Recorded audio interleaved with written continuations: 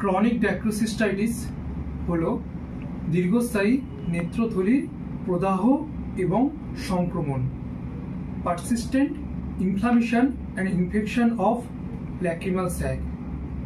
এটি নেত্রনালী that is nasolacrimal duct বন্ধ থাকার জন্য হয়ে থাকে।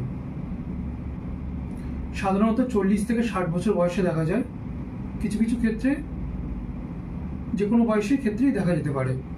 তো এই রোগের প্রধান লক্ষণগুলি হলো চোখ দিয়ে জল পড়া, persistent tearing and watery I, চোখে ময়লা হওয়া, ডিসচার্জ, চোখের কোণায় ফুলে যাওয়া দ্যাট ইজ পেইনলেস সোয়েলিং, কিছু কিছু ক্ষেত্রে চোখের কোণায় চাপ দিলে ময়লা বার হওয়া,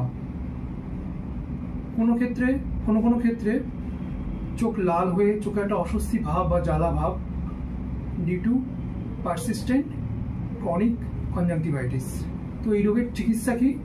এই রোগের চিকিৎসা হলো, যদি কমপ্লিট অবস্ট্রাকশন হয় সেক্ষেত্রে সার্জারি, ডিসিআর, ড্যাক্রোসিস্টোরাইনোস্টমি। তো এক্ষেত্রে অবস্ট্রাকশন যেখানে থাকে তার একটা বাইপাস রুট করা হয় নাসাল মিউকাসের সাথে ল্যাক্রিমাল স্যাকে।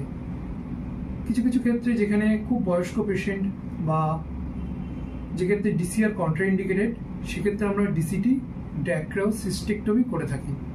Thank you.